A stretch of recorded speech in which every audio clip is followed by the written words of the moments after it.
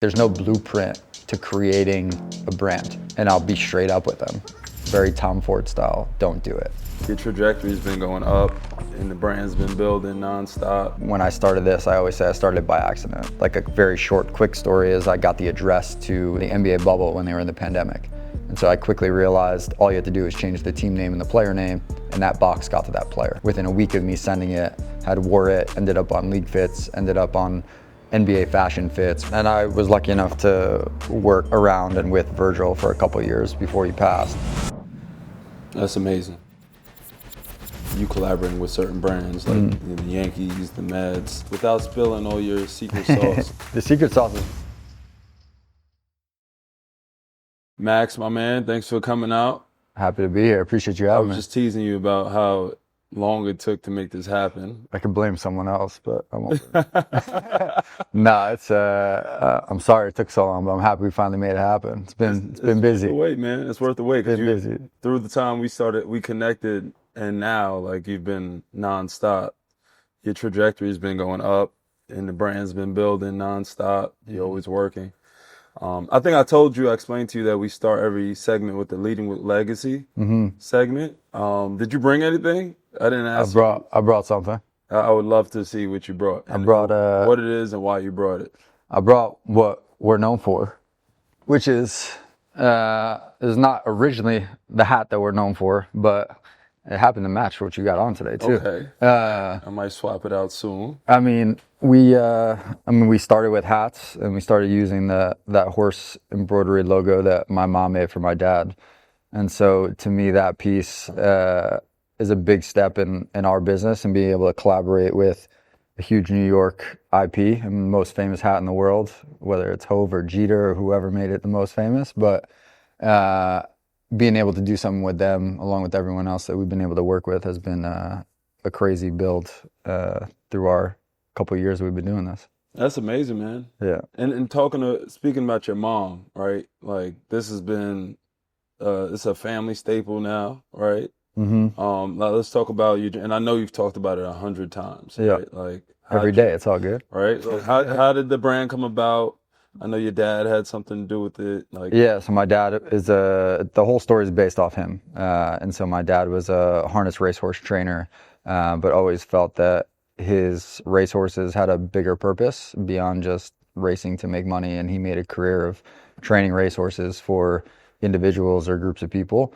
And so he started to use those horses for equine therapy programs, whether it was programs that he started for inner city youth kids in Newark, New Jersey, to give them an opportunity that they typically would never get, or it was for kids with special needs or veterans of PTSD.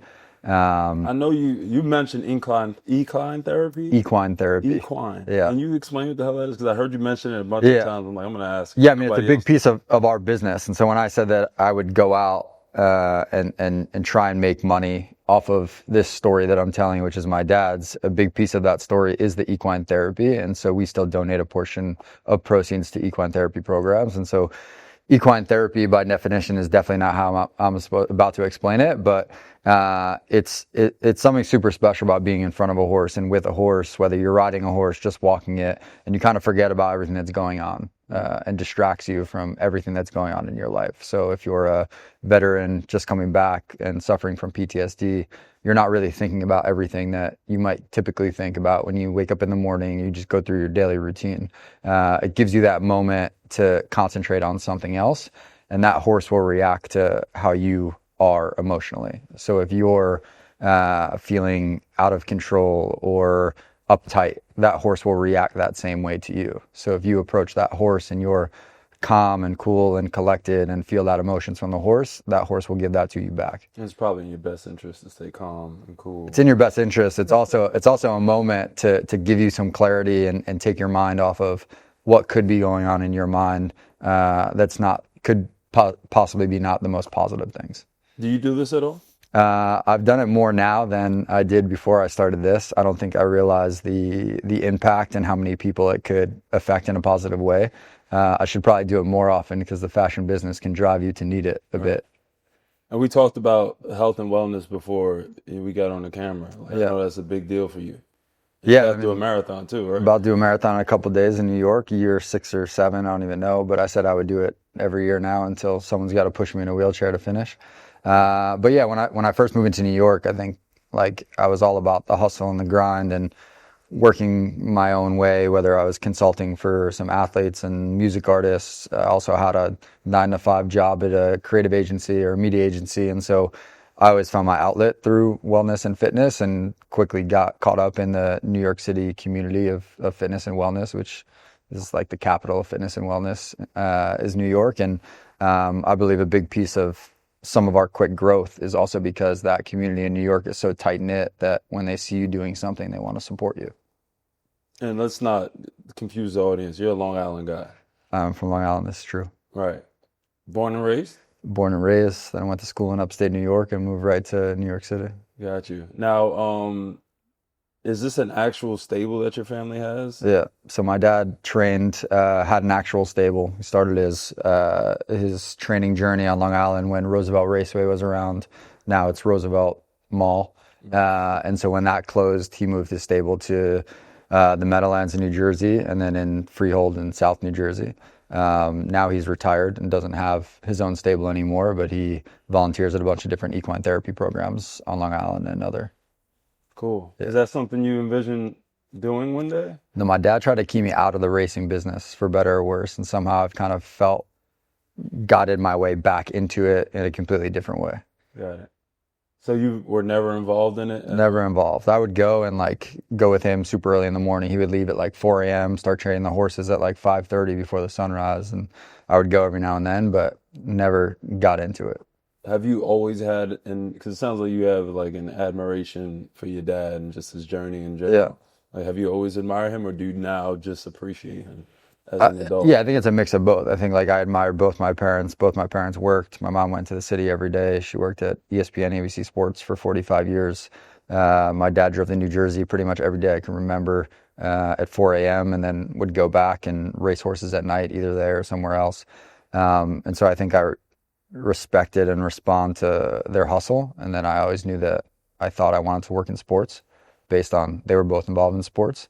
My dad also played college his entire life and decided instead of going to play pro soccer, he would go train racehorses. And I played soccer all the way through college. So I'd say that we had that connection through soccer and maybe entrepreneurship, if you want to call what he did and my mom did as entrepreneurs. And my mom kind of creating her own department and avenue within ESPN that didn't exist, and him kind of taking the reins and starting his own stable as a entrepreneur and horse trainer. That's amazing. Yeah. And they met in college?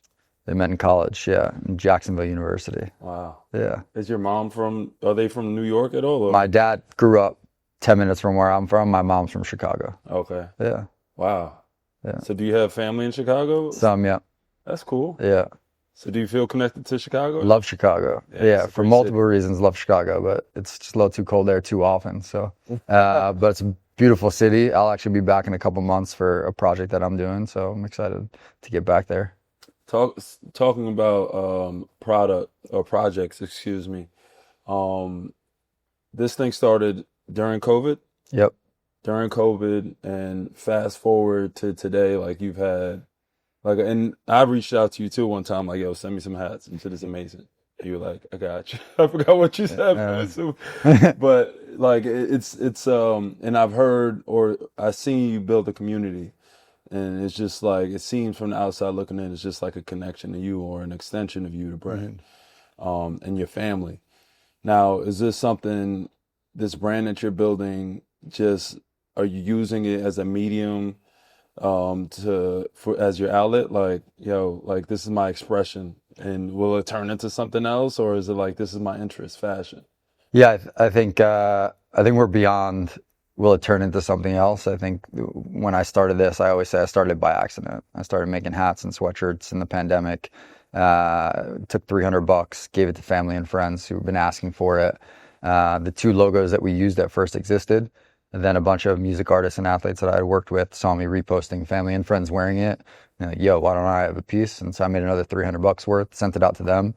And the next thing you know, they wore it in tunnel walks, music videos, whatever. And so that was the point where I was like, all right, maybe there's something here. And over the next couple of years, it was definitely more in the loungewear and like luxury streetwear looking stuff.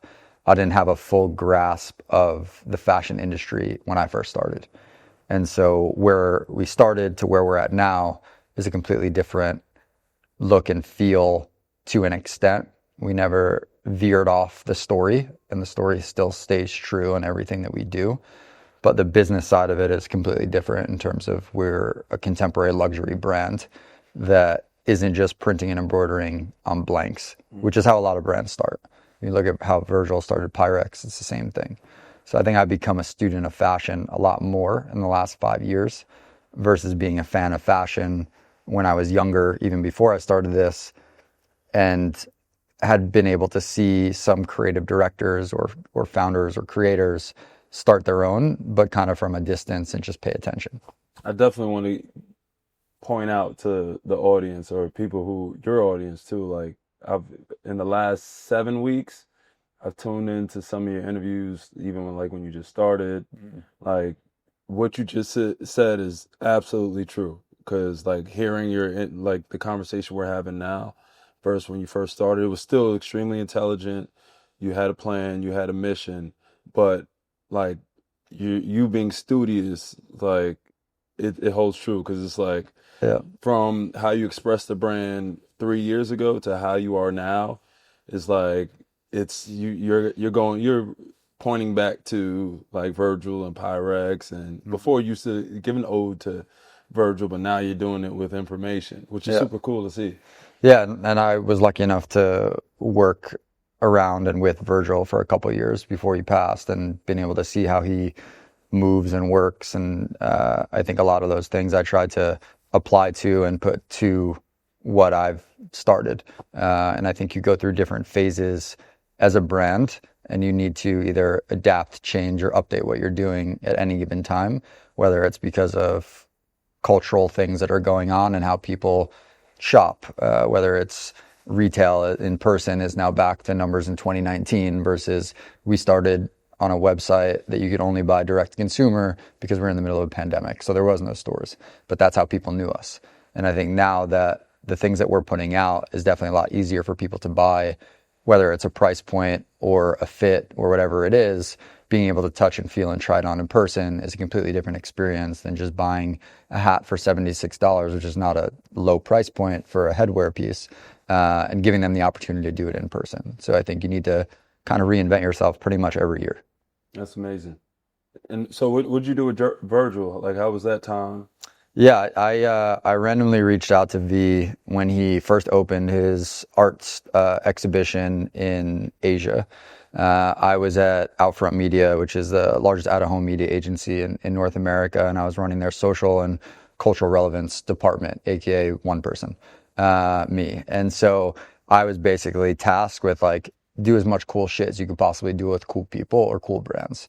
At the same time, they let me kind of keep my own creative agency when I was working with artists and athletes because they saw it benefited potentially things that they were doing and try and get their medium of marketing and advertising out in a cool way. And so I reached out to V because one or two of his pieces of art was speaking towards out-of-home advertising, billboards. And he literally used an out front plaque that you would see like when you're driving around or walking around under a billboard. He used an out front one. And I hit him up and I was like, yo, I have an idea. And so I pitched him the idea loosely through like bullet points on DM. Next thing you know, we're on WhatsApp. And if you know V or have read or watched anything on V, his life was on WhatsApp. Like PDFs, decks, ideas, 1,000 conversations. And so that led to things like that being able to be pitched to him, meeting up with him and others, whether it's like Cam Hicks, his photographer from his first LV shoot, and a bunch of other stuff that he did for him, and kind of opened the doors to just meeting a whole different community of people, which what he was all about, which I didn't know a couple of years later would lead me to kind of creating this. And that's actually a project that is taking me back to Chicago, to go back to what we were just talking about, is his foundation is giving me the opportunity to speak to their handful of students that they pick every year and do a workshop. And so we'll tell them my story and how V and I connected and what I'm doing now and what we've been able to build over the last couple of years and where I see that going. And at the same time, when I was still at Outfront, is also when V passed, I put up these billboards of Virgil forever in quotes. I don't know if you saw it when he yeah. And I was like, damn, there's something. Have you ever told anybody that? Does everybody know that? No, I don't even know if I've said that on a podcast or a story or anything. That's crazy. Yeah. So I took one of those vinyl billboards, the one that was up in Chicago, and I called our office in Chicago. I'm like, I need you to send me it. And so they sent this 100-pound rolled up vinyl billboard, and it's in my parents' garage, rolled up. And I always knew that there was something to it. Like I needed to do something to it. And so we're going to bring that to the students. And there's a couple ideas floating around of what we'll do with it, if we want to preserve it, and it will kind of follow the exhibition that they're now putting up that they just had in Paris, and it will go other places, or we want to maybe repurpose it and make bags and raise money for his foundation or something. So yeah, it's like, you can't not say that though. Like that's amazing, bro. Yeah, it's cool. I mean, the reason of me doing it was never to do it for me. It was to like put it out there. Like, I think anyone who was touched by him or had seen any of his work, it's like, he's bigger than just who he was. And so that was my way at the time of something that I could put up and give back and continue to spread. Which is, there's no wonder why you are where you are today, because you did that selflessly and you just told it on accident. You kind of just like spilled it. Yeah, a little bit. Yeah. That's amazing, man. By the way, my son's name is Max. Maxwell. Is your name Maxwell? Maxwell. Strong name. Strong. You guys are some hard-headed people too. Maxwell. I try not to be all the time, but yeah. So talk to me about just the how prideful is it to lead a brand with your family's name? Like, are other family members taking pride in it as well? Yeah, definitely. It's a little scary, honestly. But yeah, I think like my brother has no ties to fashion, works in finance, loves everything that's going on with it, is super proud of it. My cousin, my aunts, my uncle. I think my dad was probably one of the first skeptics of like, who's going to wear a Siegelman Stable hat? And now he calls himself the CEO, the Chief Equine Officer. So, but yeah, I mean, it's been incredible to tell his story and have a purpose with it and be able to build something from scratch. And my fiance is also creative director, and she has a fashion background. And so the reason we look as good as we look is because of her. And so it kind of continues down that family storytelling. Still trying to win points with the fiance. I love it. I mean, I don't need to win points. I feel like she's the winner, honestly. She's beautiful. She's the best. So that's beautiful, man. Yeah. And so Siegelman Stable, what's the vision beyond? Well, let's not gloss over the fact that, like, the show's called Fueled by Legacy, right? Mm-hmm. So to build a brand in your family's name, like, is this something you want your kids to continue to execute on, or are you cool with it just kind of living?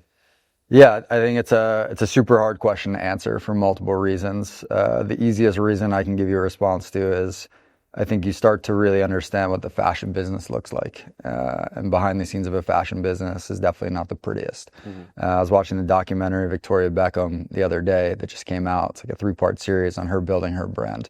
And she went to Tom Ford to ask him for advice. And his advice was, don't start a fashion brand. And that's coming from someone who sold his business for $2 billion plus.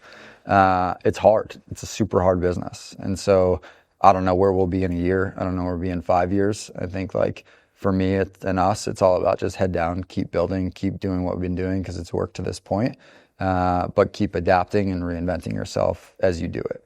And so if my kids are involved, if my brother's kids are involved, if we're not involved, but the name keeps going, if it goes nowhere else from here, I still think it's been super impactful for everything that we've done to this point. And so I wouldn't consider it a fail if it died tomorrow.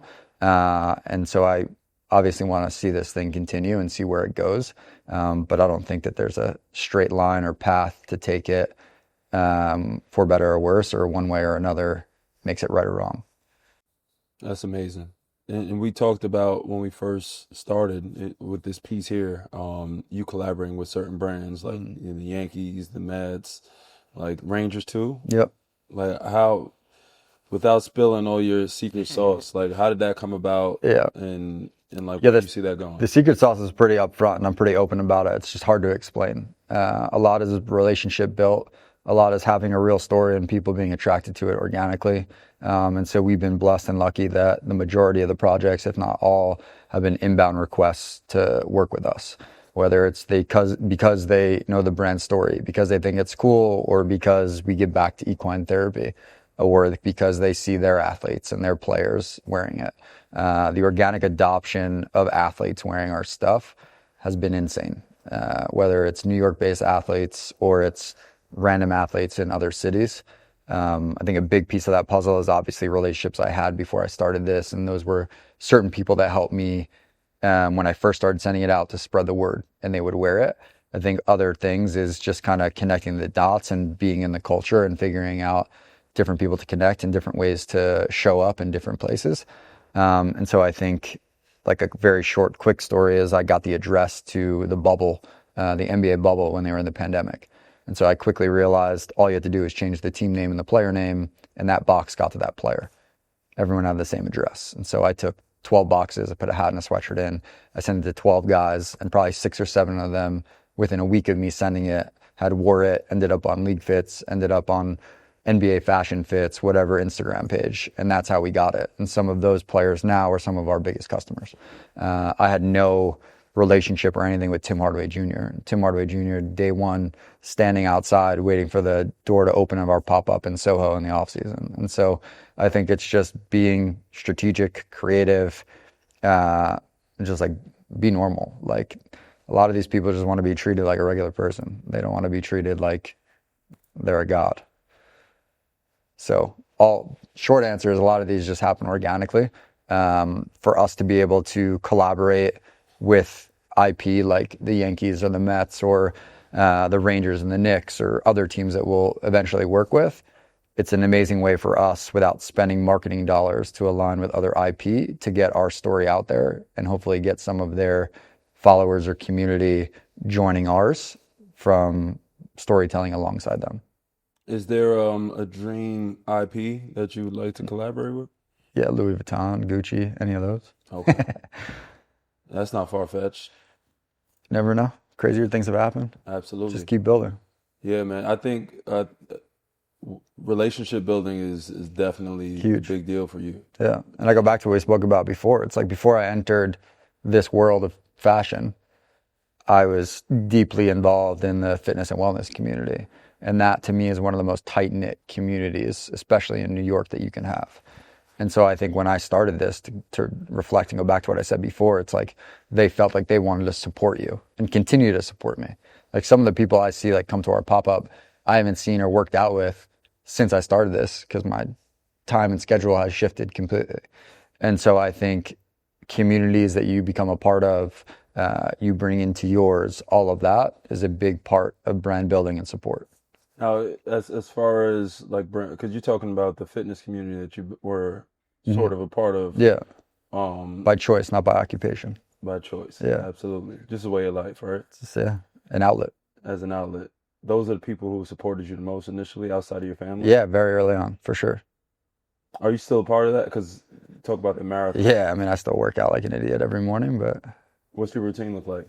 I get up super early, probably 3 days a week. I'm up at 4 doing a 5 a.m. workout, run, lift, a HIIT class maybe thrown in.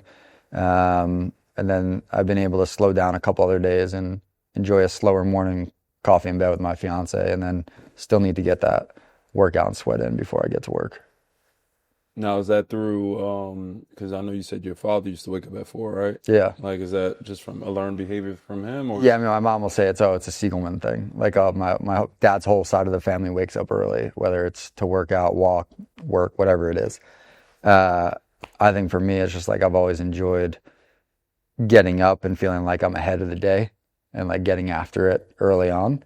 And so because this business has gotten so crazy, I also enjoy those days that start a little bit slower too. So I think there's a little bit more of a balance, though I probably still balance on a little bit crazy side. So for a lack of a better way to put this, and I'm sure you'll understand, are you the most outwardly, as far as the Siegelman last name, like, are you the most outwardly successful one, or are there anyone else like moving the name like socially and Yeah, I mean, I don't think there's maybe only because like I've started something that's more public, right? yeah, that's my point. Yeah, I think like in the horse world, my dad. Mm-hmm. In the tennis world, my aunt, when she was younger, was Billie Jean King's doubles partner. Amazing. In the finance world, maybe my brother. Maybe in the electrical entrepreneurship on Long Island, my cousin.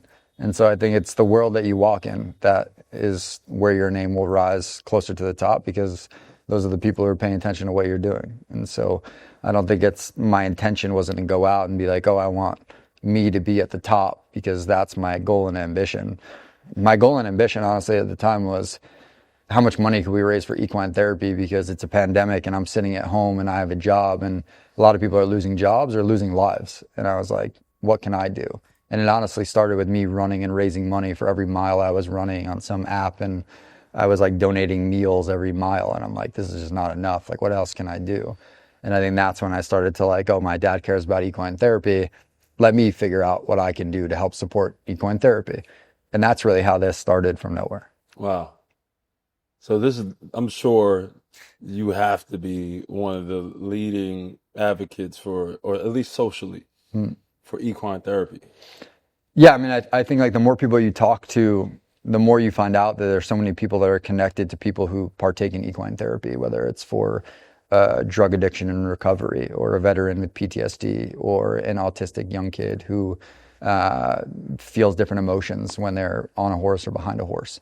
Like one of the best stories of all time is like my dad will say he takes this girl behind a horse and she doesn't really speak all the time, but he'll blast Alicia Keys, and when they're riding the horse in the cart behind it, she'll sing at the top of her lung Alicia Keys songs, word for word. And so I think that's like a big piece of the let's keep pushing this. And so I wish we could donate probably more than we do. But if I can give back in a different way, advocating for it is at the top of it. So you've had folks like Gunna wear your clothes. He was the first, right? He was the first, wearing a crew neck sweatshirt with probably a $4,000 pair of leather pants. This was chubby Gunna days. Now he's fit and probably kick my ass. But yeah, it was literally like a Gildan blank, and I printed on it. And then a couple weeks later, Future was wearing the hat. And these are products you seeded, right? These are products that I sent out to them, yeah. Yeah. And now But these are guys who can wear anything they want, right? Right? So it has to speak to them in some way or another, whether it's the logo looks cool, different and new, felt good, which again, I don't know how good it felt at that time. But these guys are guys that get sent thousands of pieces of clothes from different brands, probably a month, to try and get them to wear it and be seen in it. So it had to speak to them in some way. We sat down with Jeff Staple probably like 2 months ago, a good friend of mine. Mm-hmm. And it's crazy because in this business, there's no secret sauce to it, right? Like, It's just a grind. You know, and especially getting your product in people's hands and making it a mass, sort of having a mass adoption is just like one community. The balance of mass. Because at first I left a lot of money on the table. I was like, how can we build brand equity with not making as much product, but having product on resale that people would resell for 2x to 30x. And to me at that time, that's how you built brand equity, looking at Supreme and Eric Emanuel and all those brands, that was more about how quick can you sell out and how much can they resell for to build brand equity and get the hype for the next one. Wow. But I think those are the different phases you go through as a brand. Like that worked early on. That can still work now for some project and some collaborations or some limited runs.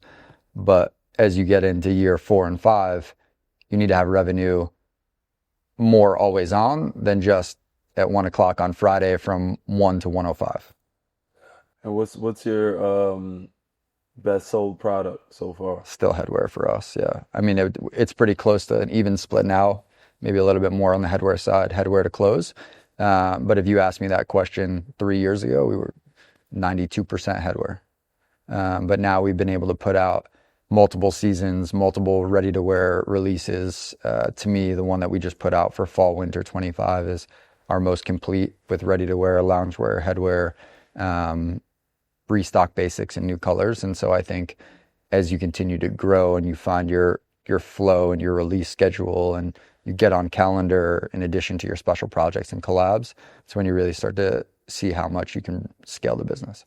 Now, are there any challenges in making a brand in your name? Sure, every day.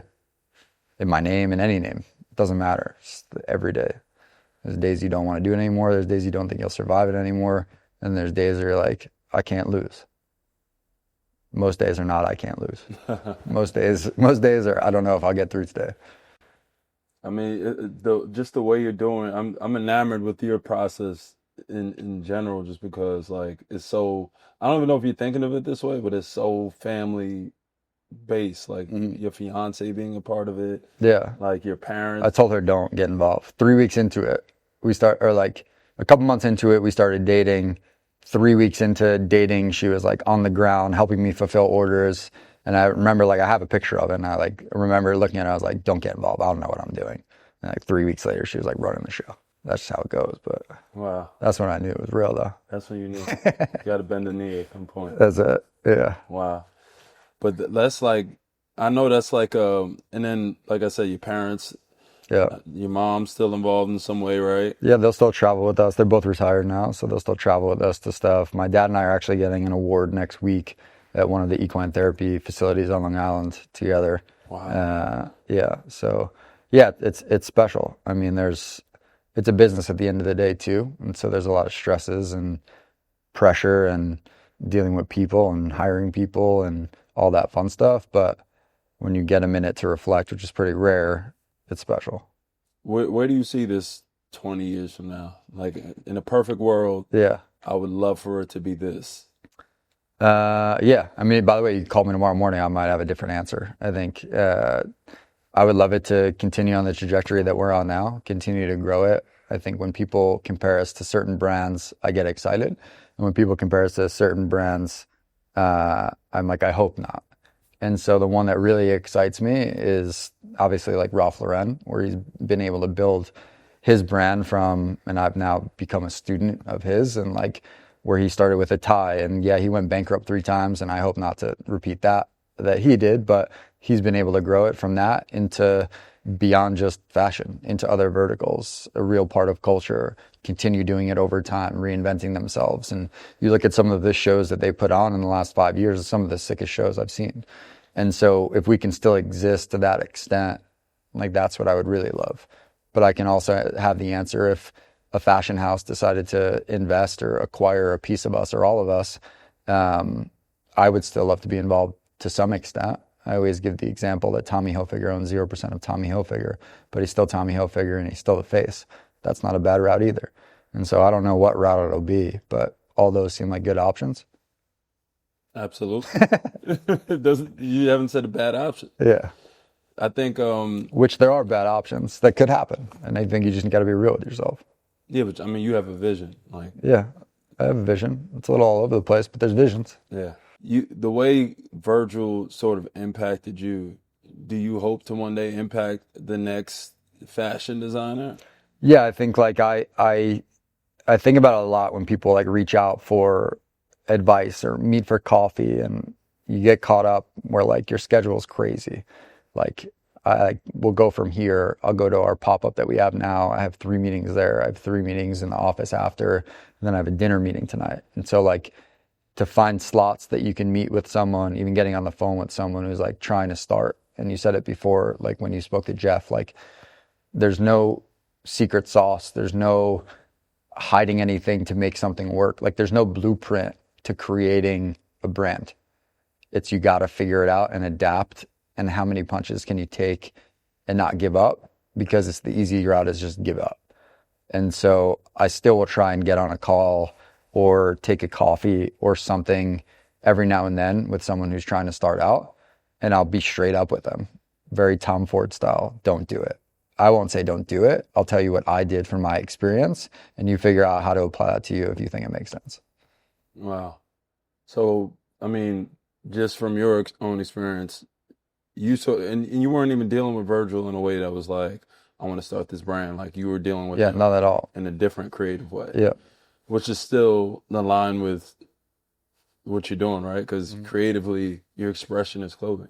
Yeah. All right. Like, so what advice do you have out loud for the next guy starting Siegelman Stable? Yeah. Hopefully not in your last name though. I've seen it happen already. Really? Yeah, we send a lot of season desists out. No way. Yeah. But there's a clip that Virgil, when he spoke at Harvard, always said. He's like, the best thing someone can do is knock you off. It just validates what you're doing. And if they can monetize you at the same time you monetize yourself, it still helps build your brand equity. I somewhat agree with it. I'll still send that a cease and desist every now and then. But yeah, I mean, it's cool to see, but also tough to swallow sometimes, depending on the situation. Yeah, I mean, I think like the biggest failure is not to try. It's a screenshot on my phone. It's a Virgil quote, or the background on my phone. It's a Virgil quote. And literally it's just like, take the first step. Like there's no blueprint. Take the first step, keep building. You got to keep reinventing yourself. And if you keep repeating what you're doing over and over and over without reinventing yourself, you're going to feel like you're on a hamster wheel and never change. So if you don't change anything, nothing will change. 75, 100 years from now, your grandkids are... Still be here. Still running that marathon. Getting wheeled through it, maybe. Your grandkids are sitting in a great room at a home you built, Siegelman Stable, ranch, whatever the hell it is, whatever you want to call it. And they're telling their kids the story about you. Like, what would you hope for them to say? Like, just you're on the outside looking in like, shit, I did it. Yeah, I mean, I hope that that's how they feel. I also hope that they can create something themselves or be a part of what we have, depending on where it's at that time. I think, like I said before, like it's hard to look back at what we've done just in the 5 years that we've been around. And so to think that someone can look back in 50, 60, 75, 100 years of what we've been able to do in this short period of time and wherever it goes, whenever I leave here. And I hope we continue to build it that way. I hope that they can look back and be like, that's crazy. But I don't know if they'll be able to understand how crazy it is, because I don't think even people now understand how crazy it is just to build day after day. I think unless you lift the hood or you walk into our office and you sit there and understand what goes on from hour to hour, I don't think you understand how hard it is. Well, I mean, for what you've done in 5 years is nuts. Like, there's some brands that have been around 40 years. It's not even doing half of what you've done in 5. So when I ask you that, I ask you that with that in mind, because you're still working as hard as you did in the first 5 years and have done what you did in 5 years while learning. Yeah. Like, the trajectory would be insane. So what I'm really asking you is to, and it might not be an answer you have today, but I just want you to think about and imagine, like 100 years from now, your brand, Siegelman Stable, is in the same air or even beyond Ralph Lauren. Like, what do you hope that conversation's like amongst your offspring's offspring? Like, is it like, yo, our grandfather, he built this for us, like, let's have pride in it? Or is it like, wow? Yeah, I mean, I hope that. I hope it also gives them motivation to go start something of their own. Not be comfortable. Being too comfortable is uncomfortable to me. I like being uncomfortable to an extent. And so I think if they can look back and see it as a success, which I hope they do, I hope that they either gives them motivation to create something of their own or build on top of it. So will you attribute your legacy to your daily habits, or is it just your way of thinking, or both? Yeah, I mean, I think, to me at least, I think routine is a big piece of how you get things done and speaks volumes to how you do things in and out of an office, and how you do things in life, and who you associate with, and the community that you build, the people that you work with are the people that fuel you. And so if you can fuel them also, I think that that's a big piece of growth and build. Wow. This was amazing, man. I appreciate you. Appreciate you. This was phenomenal. Thank you for having me. Thanks, brother.